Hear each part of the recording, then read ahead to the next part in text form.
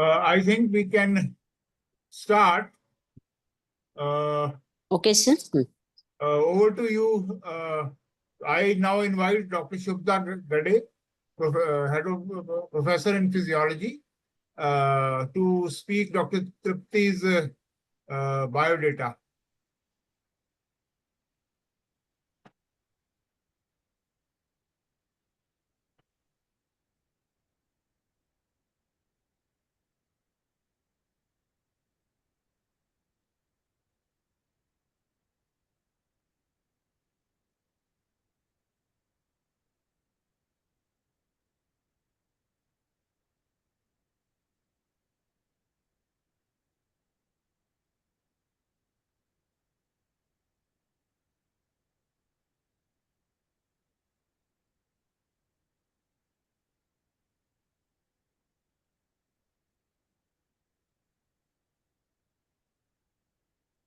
Yes, ma'am, you can start. Acha. Should I start, sir? Yes, ma'am. Yeah. So, very good morning to all the healthcare professionals. It's always a pleasure to be on this platform. And today I am immensely happy and a good moment or a very moment of great pleasure for me to present before you a hardcore academician, a teacher par excellence, a tough leader, a thorough professional, a gentle human being, and last but not the least, Dr. Trupti is my UG student of 1996 batch. So it's the icing on the cake or double delight for me to presenting Dr. Trupti before you. Just in short, what Trupti is all about. She's a graduate and postgraduate of Nagpur University in Physiology. Dr. Trupti got attracted towards medical education after doing her physiology in MD in Physiology. She attracted towards medical education and then she left no stone unturned, got completely immersed in medical education and did her FAMER fellowship, as well as she is an associate fellow of AME, Association of Medical Education, Europe. Having done all this, she devoted her entire career in the field of health professions education at Dattamagi Institute of Higher Education and Research, Wardha, in various capacities of Executive Director, Academic Excellence, Quality Assurance. She is the Director of Inter IQAC and she is also Professor in Physiology. Friends, believe me, Dr. Trupti is synonymous with academic excellence and she has taken a number of initiatives in the university. And today's world of accreditation and assessment, we know the importance of IQAC. That too, in the university of NAC accreditation of A++ with a whooping score of 3.78, which is highest in the country in Health Sciences University. पर इतने से हमारी तृप्ति तृप्त कहाँ होने वाली थी? She took the onus of taking health professions education to all possible nooks and corners nationally and internationally through NMC and a network of FAMER and AME. Her association with National Medical Commission New Delhi is in the capacity of she is a member of National Task Group for ACME. She is a member of Expert Group E-Learning Resource Material for MBBS. She is a member of National Task Force for implementation and monitoring of the UG curriculum 2020. She is the convener of Expert Group NMC for MD Physiology curriculum 2022. She is the convener of Referral Subcommittee NMC MSR in Physiology for 2022. She is also a member of Physiology UG Medical Education Board NMC for the revised CBME guidelines in 2024. And above all, she is the convener of NMC Nodal Center for National Faculty Development Program at JNMC Wardha. With her association with ME is in the form of she is a member of Faculty Development Committee of ME from 2018 to 2024. She is an assessor of NAC Bangalore. It goes without saying, in accordance with all these works, Dr. Trupti has one patent, 64 literacy copyrights of Government of India, more than 100 publications comprising of original research, books, chapters, and monographs, more than 100 scientific presentations to her credit nationally and internationally. With this short introduction of Dr. Trupti, may I take the honor of presenting Dr. Trupti, who is a synonymous, as I said, with quality assurance. She is fascinated by innovations in teaching learning and an expert of program evaluation. So welcome, Dr. Trupti. Ladies and gentlemen, please welcome Dr. Trupti Vagmare for today's Dr. Rita Sood Memorial Oration. Over to you, Dr. Trupti. Thank you very much, ma'am. I hope I'm audible. Yes, ma'am. Thank you. I'm extremely humbled and extremely honored to speak in the honor of my teacher, my favorite teacher, Dr. Rita Sood, and being introduced by my another favorite teacher, Dr. Shubhida Bade. It's a nice appreciate.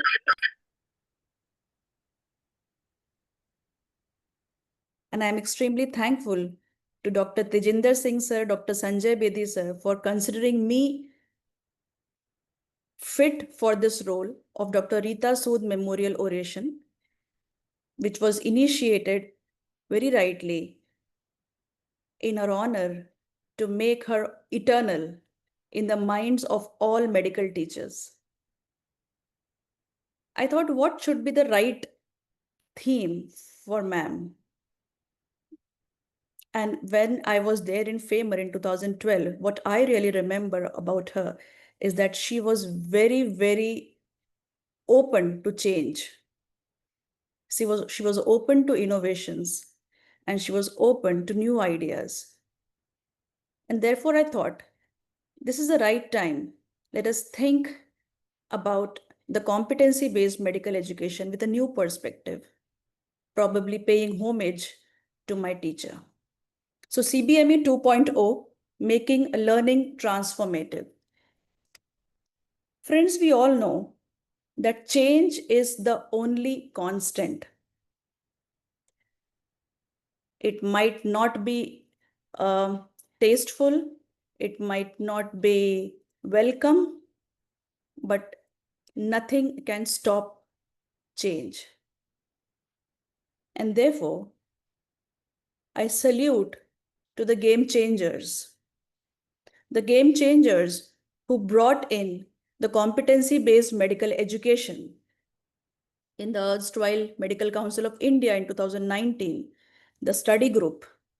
And thanks to them, that we are now able to raise our head and say that we are one of the countries in the World Federation of Medical Education directory, and our students can now navigate freely across boundaries. You can see these photographs. These are memories of the launch of the competency-based medical education under the leadership of Honorable Dr. Ved Prakash Mishra. You can see Avinash sir, Shishadri sir, who were the pioneers, the team, Rajlakshmi ma'am, and everyone. And you can lower down in the photograph, you can see Dr. Aruna Vanikar madam, the chairman UG Medical Education Board in NMC. She took the mantle forward. And therefore, CBME is here to stay. With this background, my entire presentation will deal with two aspects of CBME. The CBME 1.0, which started in 2019, and we are here in 2025 to see what all changes took place in these 6 to 7 years of constant implementation of competency-based medical education. In the same light, I would like to comprehend transformative learning from the Lancet's perspective, because Lancet, we all, as medical teachers, it's the Bible for us, and it was the core document which I think has inspired generations thereafter, 2010. So let us understand again what was the envisioned idea of transformative learning in Lancet. There were parallel unanticipated influencers to higher education during this period. So we all know that whenever we launch a program and we think about it, there are intended changes which occur, but there are certain unintended influences as well. So we'll take a look at that. We will reflect back on the triad of Lancet Commission's vision, the unanticipated influencers to higher education during that period, and the CBME in vogue, that is a 1.0, what was the vision versus what is reality. We will do a quick SWOT analysis and come out with certain recommendations of CBME 2.0. I just say recommendations because yes, there are multiple factors involved when we try to bring about a change. So the present presentation will not take into consideration the nitty-gritties of its micro planning, but this will be more of a theoretical framework. The CBME 2.0, which will mitigate the weaknesses and build on the opportunities. And finally, reflecting forth on CBME 2.0. A quick disclaimer, the contents of this presentation are not AI generated. Yes, you have to say that. You are in the era of AI. And I think everything, even writing a history of a patient in case you have not tried that. The recent AI tool, the moment you open it and when you're taking history with the patient, the entire history is on your tip of a finger. And mind you, in better words than you can write. So yes, we have to disclaim this. Present before you, this is a slight journey of how the entire CBME evolved. So from a formative to a reformative to finally a transformative model of Lancet Commission report in 2010. Vision 2015 of the Medical Council of India gave 5 roles of IMG, translated into competency-based medical education in 2019. And during this period, certain more changes occurred. One was a faculty development program in 2009. And the second major change which occurred in our country was the advent of the National Education Policy 2020. Though we are kind of bereft from that policy, being the medical educators, but you cannot help the influence when the entire country and all professions are being changed, reformed with this policy. Medical education cannot be left behind. Certain extents, there are certain changes which do occur, certain effect do occur. Then there came the compulsory rotating medical internship regulations, the GMER 2023, then the postgraduate medical education regulations, and we got the WFME recognition after one batch of CBME passed out in 2023. So that was a big milestone. And the 5 roles were converted to 7 roles of IMG with 2 more additional roles, the role of a critical thinker and the role of a researcher. Well-founded, however, not translated to that extent in the curriculum. And finally, we found the revised competency-based medical education in 2024. The document was revised because it was launched in 2019 and the time was ripe to look back into the competencies and revise the entire document of the 2 volumes. So this was in short a journey. And as I said earlier, emanating from the Lancet Commission was the competency-based medical education adopted. Transformative learning was given quite early, 1970s, and it was defined until date. This remains the best definition of transformative learning, an orientation which holds that the way learners interpret and reinterpret their sense experience is central to making meaning and hence learning. So the moment we learn, the moment we gain some new knowledge, we reflect back on our past knowledge, try to make sense out of it, and probably we even change the future perspective based on the current knowledge. So the perspectives change. There's an entire transformation in the way we perceive the world. That is transformative learning. Mezirow gave the 10 phases of this transformative learning.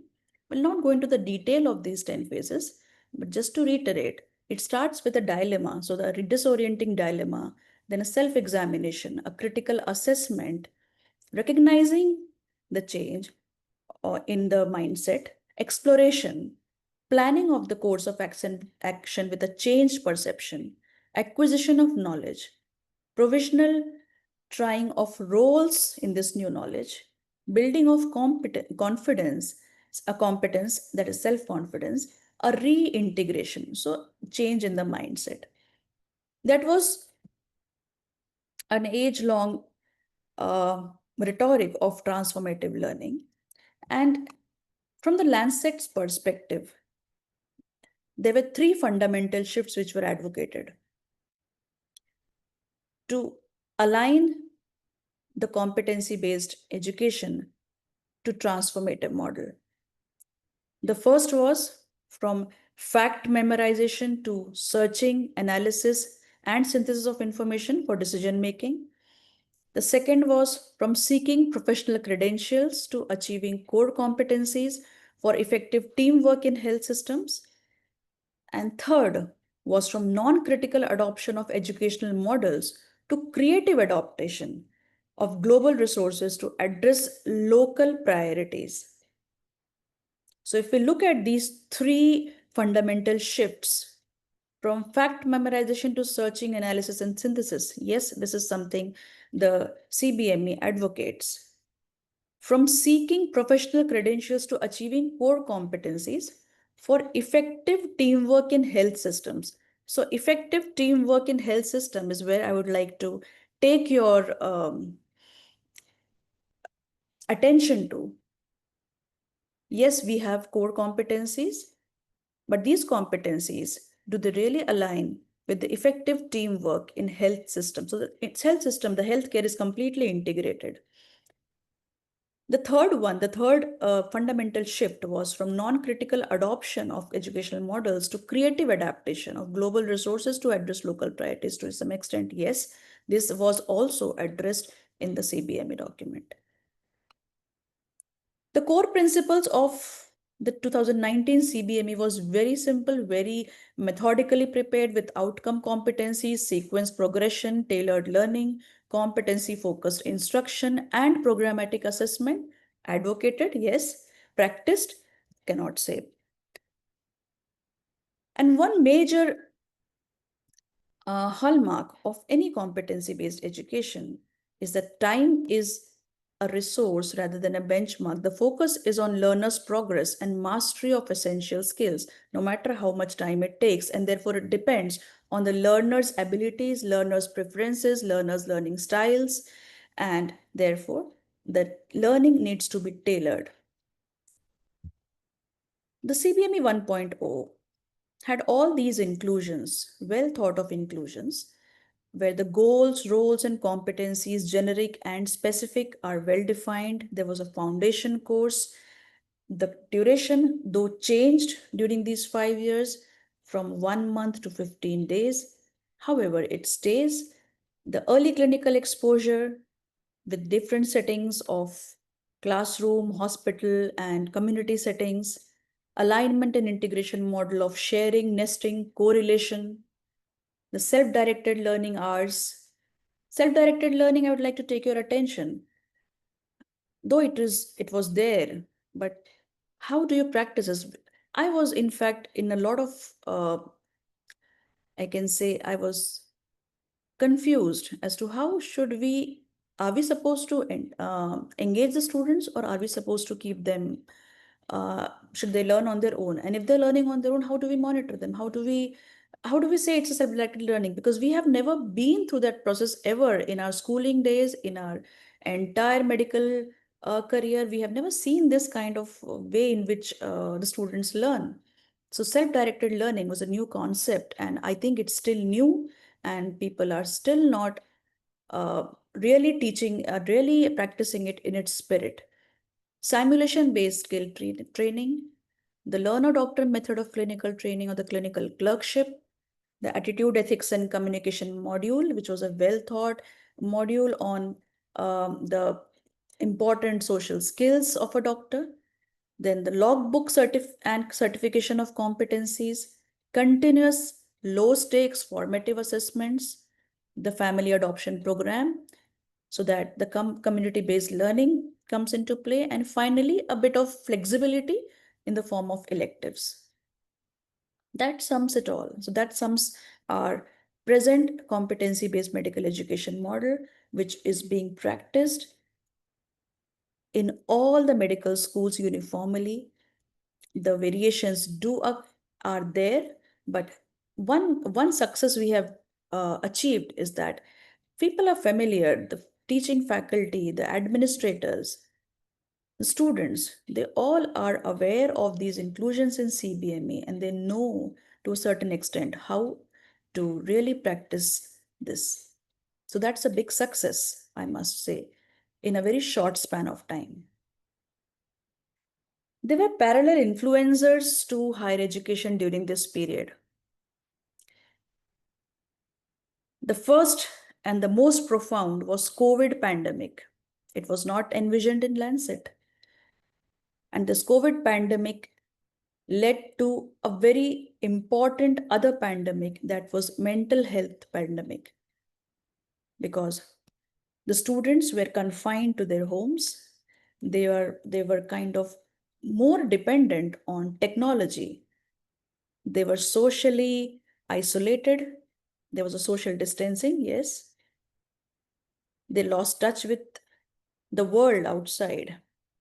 And there's something changed, something transformed.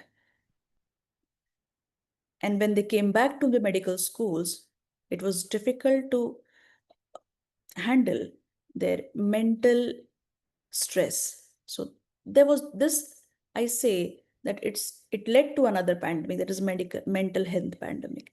There was National Education Policy 2020, which was talking, and there was a lot of buzz about the academic flexibility, IT integration, interdisciplinary, transdisciplinary education, internationalizations, then Indian system of medicine, the Indian knowledge system, the outcome-based education, and skill training. And while all this was happening, slowly, artificial intelligence was taking over. It was spreading its wings, and finally, at this juncture, we are in a position to say that I think almost there's nothing which AI cannot do. So this was also an unanticipated influencer. Digitization, yes, throughout it has happened. There were disruptive technologies which have occurred over this period of time, and we were not prepared, nor the curriculum was prepared. Accreditation standards, very recent, have come into play. The accreditation standards of medical education, which is proposed by the Medical Education and Rating Board by National Medical Commission. So these influencers, naturally, they will influence and they will impact the current CBME. Now, do you feel that this should be taken into consideration? Are they important? Are they impactful? And should they be addressed when we rethink CBME? So this is just a draft of the accreditation of medical colleges given by the MAB, National Medical Commission. And we can see that the parameters are very well found, very aligned to the vision of CBME and the medical education per se of graduate as well as postgraduate. So you can see there's a curriculum implementation, the clinical exposure, clinical training, teaching learning environment, which also includes psychological environment. So that was a mental health concern we were talking about.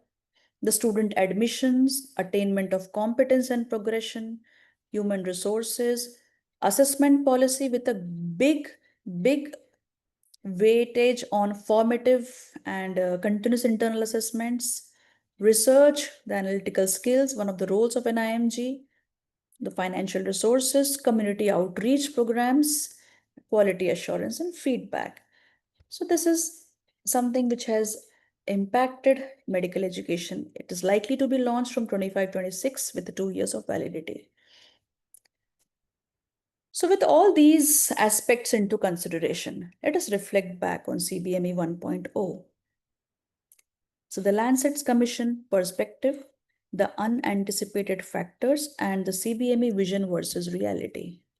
The perspective of Lancet. It was envisioned that the transformative learning should have an interdependent healthcare education ecosystem. There should be more of collaborations, networks, and consortia where medical schools across boundaries come together, share best practices, influence each other's practices, adapt to the local context, but informed by the global relevance. The global adoption, local responsiveness, interprofessional and transprofessional education, the dynamic curriculum, which is subject to constant evaluation and change. Teamwork as a hallmark of training, technology enabled, technology enhanced training, programmatic assessments to inform learning, and finally, aligned accreditation standards and participation.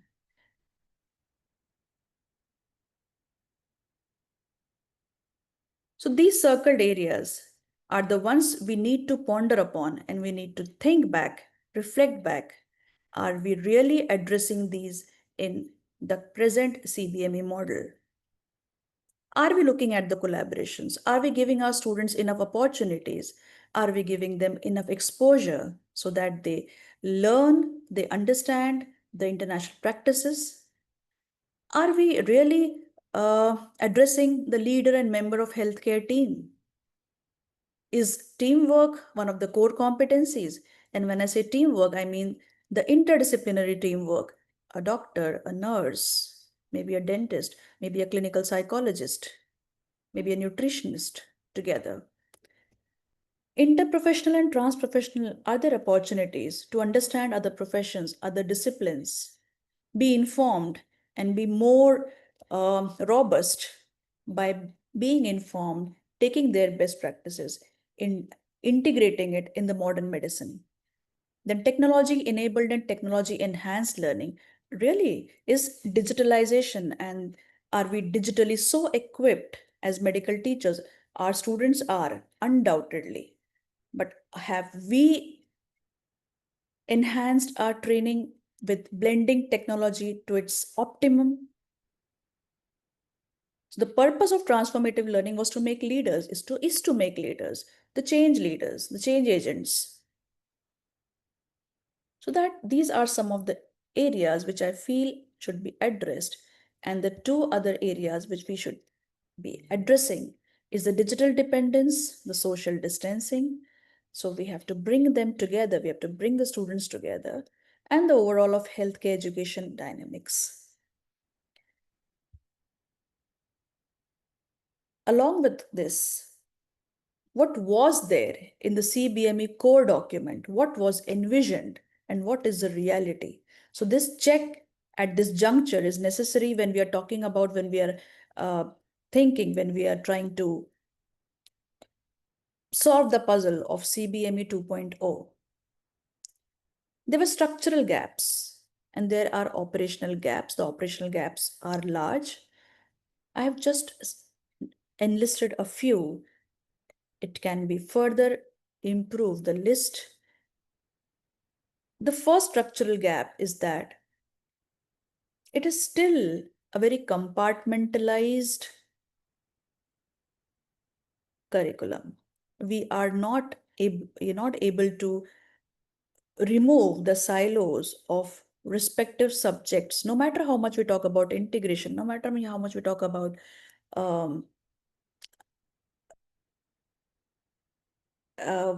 aligned teaching, the block teaching. Are it's being practiced? It's left to the students to connect the concepts across subjects.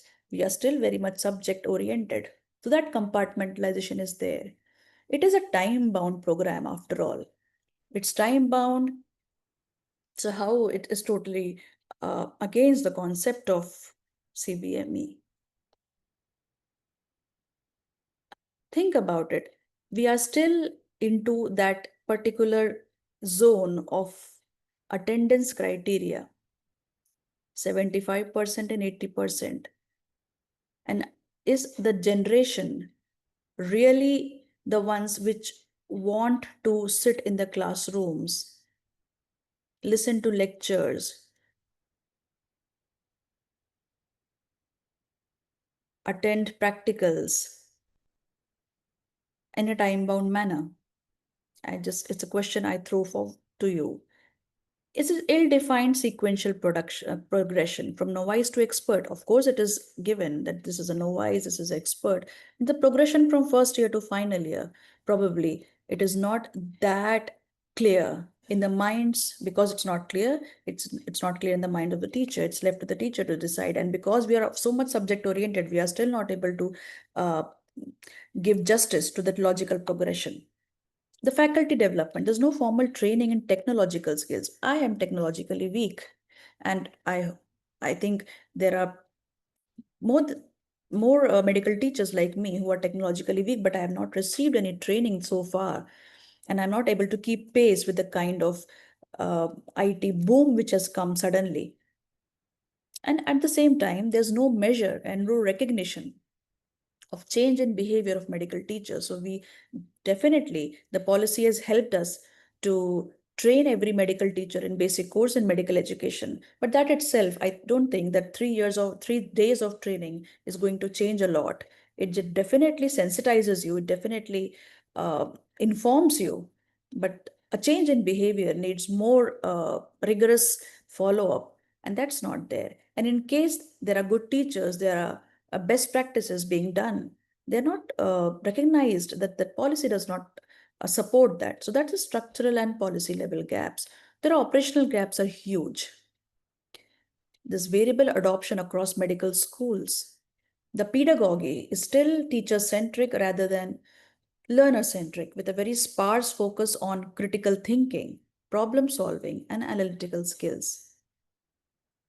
How often do we really take efforts to identify what kind of learners they are? Do we do any psychometric analysis? Do we really try to understand what the needs are, how the needs should be catered? What kind of learning style are they?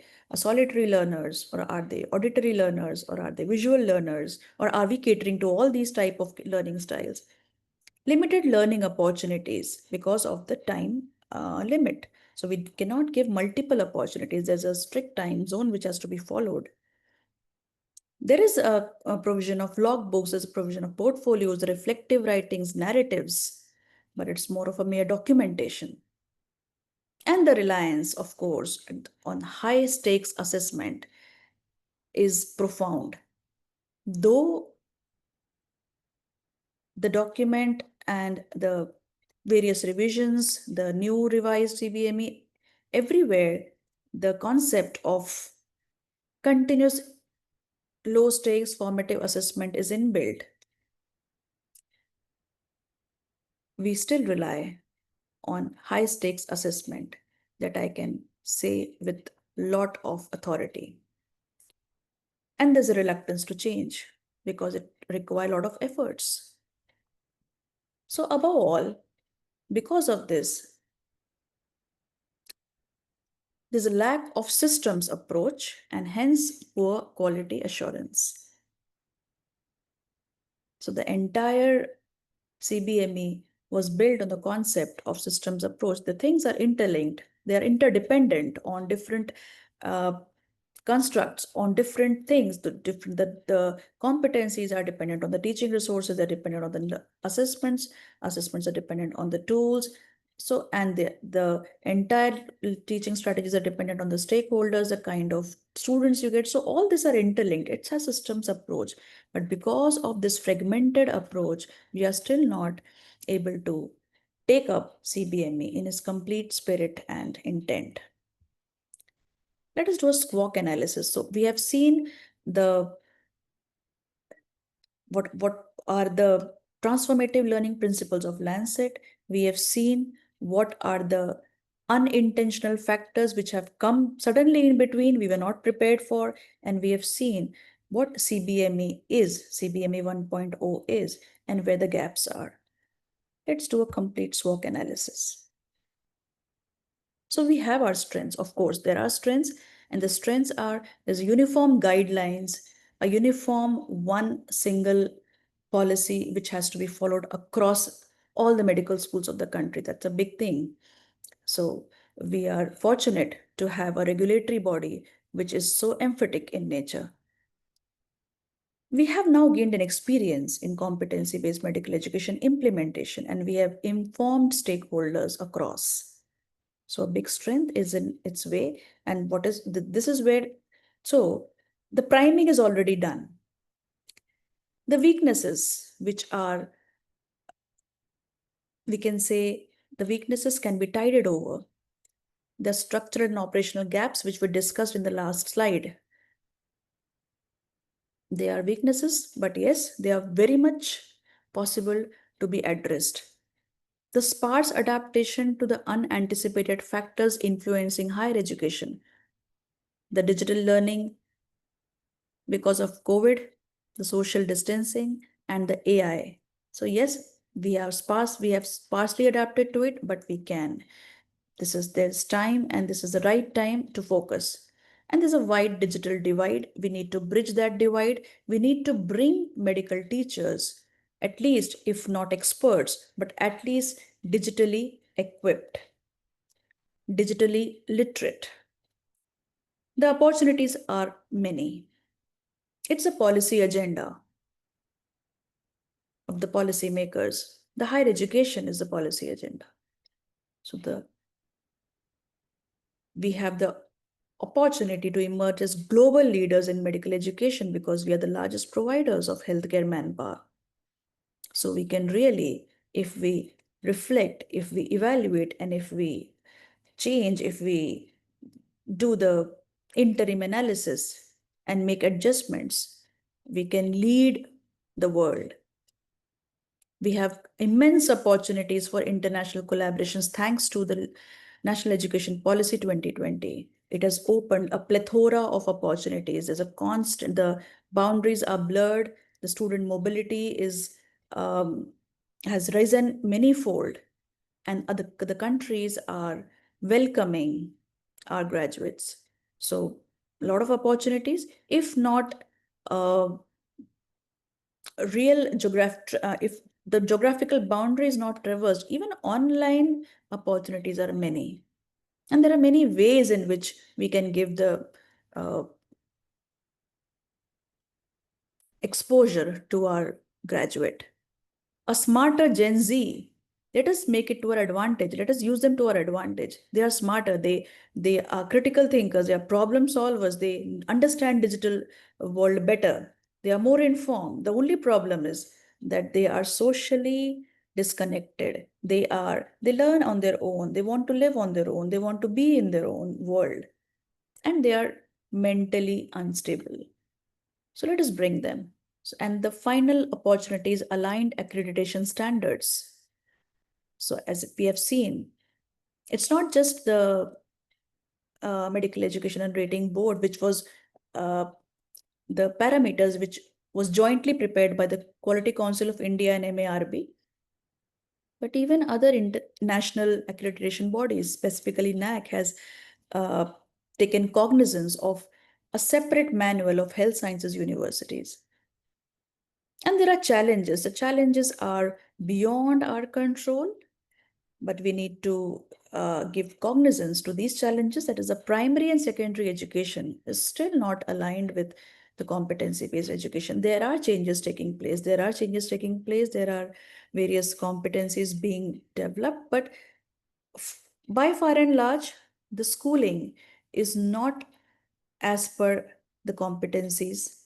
And of course, it is also not bridged with the higher education. So there are so many things which are kind of repeated when the student goes to the first year of medical school, which was already taught. And there's a lot of things which are unnecessary, taking a lot of space in the first year of curriculum. So that is not yet aligned. And AI is rapidly changing the dynamics of healthcare education and practice, which we know, and we cannot do anything about it. We have to just understand and equip ourselves with the knowledge and expertise. So reflecting forth on this CBME 2.0, now how do we address these various aspects together? Let us bring them all together. Let us triangulate this triad.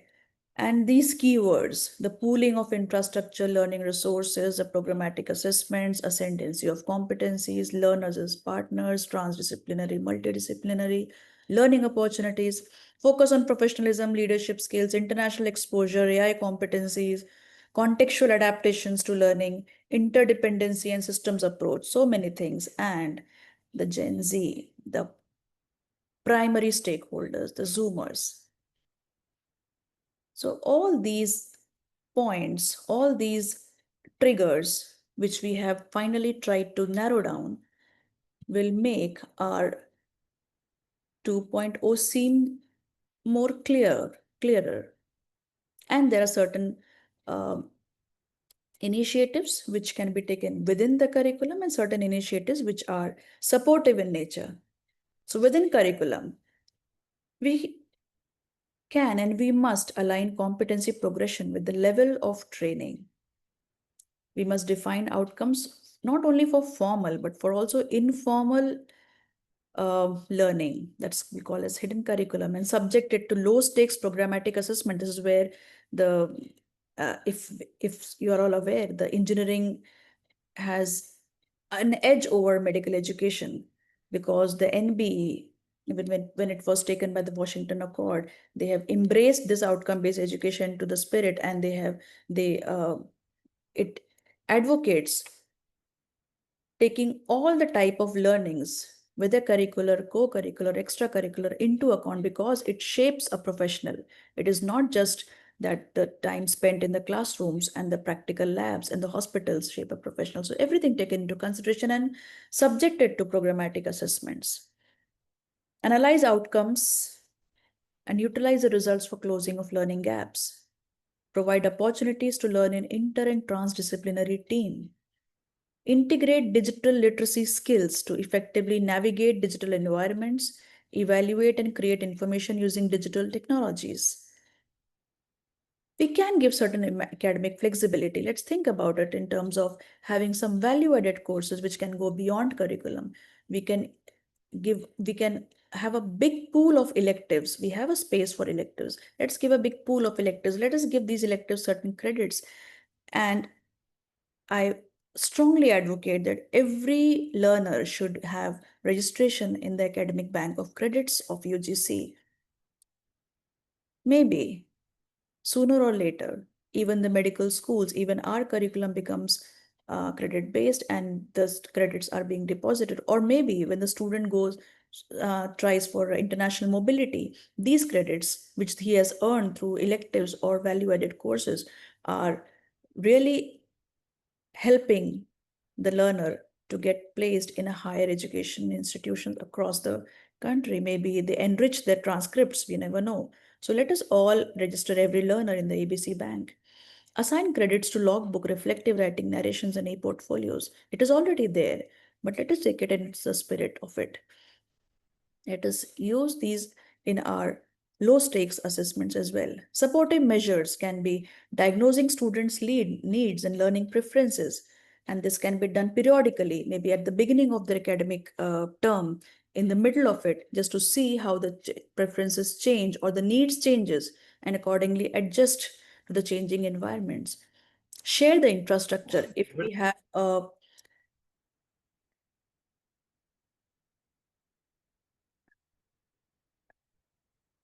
Shall I continue, sir? Yes, ma'am, please continue. Yes. Share infrastructure. So if there are 4-5 medical schools in the vicinity, the best infrastructure can be pooled for all the medical students and that can be shared across the different medical schools. Pool the learning resources.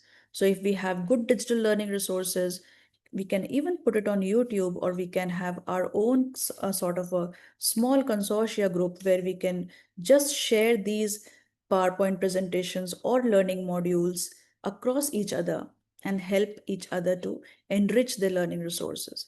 Introduce peer mentoring and student support groups, very, very important. in the current scenario so that the students adjust to the learning environment fast and they have a self-help group as well. Provide multiple learning opportunities. Try to find out ways where you can avoid redundancy and rather give more of skill-based learning opportunities. Try to give ways to international exposure, implement programmatic assessment in letter and spirit, and train medical teachers about the potential of artificial intelligence and the disruptive technologies. So with this, how does our new model looks like? Now, this is not replacing CBME 1.0. It is in addition to 1.0. What more can be thought of in while going for the revised or a newly adaptive version of CBME is including the competencies of disruptive technologies, leadership and team skills.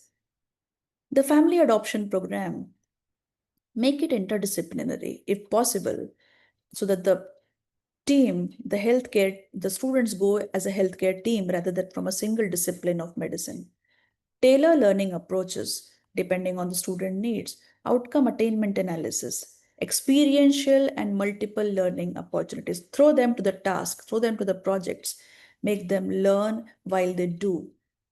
Credit-based value-added courses, make electives of inter and transdisciplinary nature, give them techno-health electives, give them health management electives. Maybe these areas are, or we can think of so many others.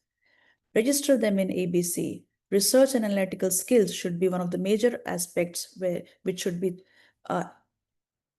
thought of embedding in the curriculum right from first year. Low stakes formative assessment, which elicit critical thinking. Important is critical thinking. Self-paced online learning where the students are most comfortable with, and opportunities of international exposure. So this is one step learning from our own experiences, taking CBME to the next level. And this is just a case study of what small we have done at our institutes to take CBME to the next level. I will not go into the details of these aspects, but yes, we have tried to inculcate inter and transdisciplinary skills. The internationalization is a major core focus where we have collaborated with the Mayo Clinic, the Weill Cornell School of Medicine, University of Sydney, and recently McGraw-Hill to co-create competency-based modules and concept maps. Value-based education holds a major portion where, of course, ATCOM is there. We have introduced the concept of organ donation and value education. The outcome-based model is the model where we try to analyze the attainment of outcomes in theory, practicals, and co-curricular activities. We have started right from mapping of the program outcomes, program-specific outcomes, and course outcomes to the competencies. IT integration is to a certain level, we have tried to achieve it through the learning management system, e-logbook, and a compulsory value-added course in AI in healthcare.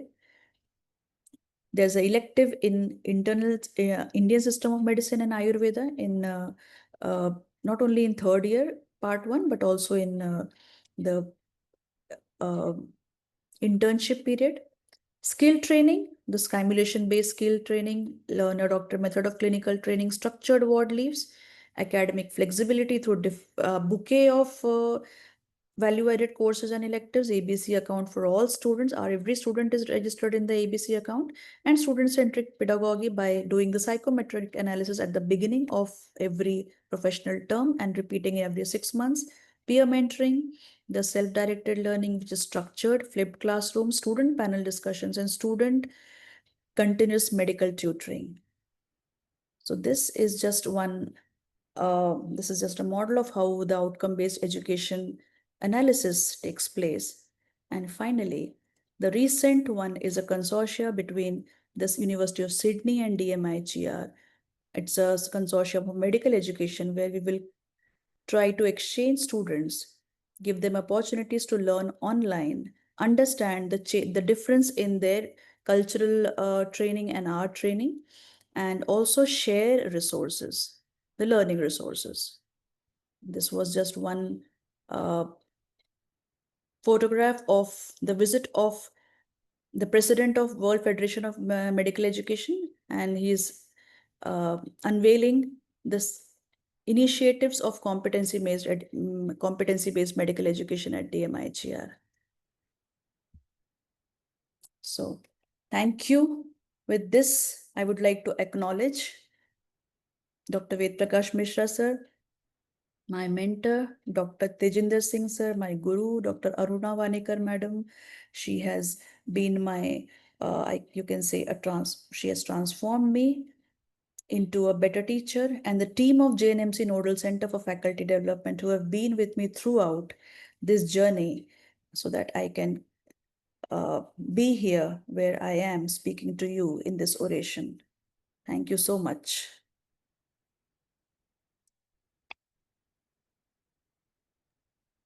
Thank you, ma'am, for this very insightful session, and you have brought from history to the current scenario with all the issues.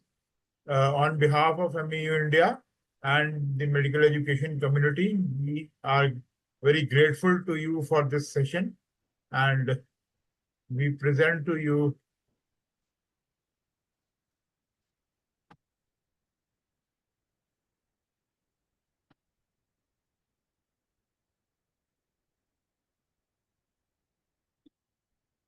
this Rita Sood Oration Award.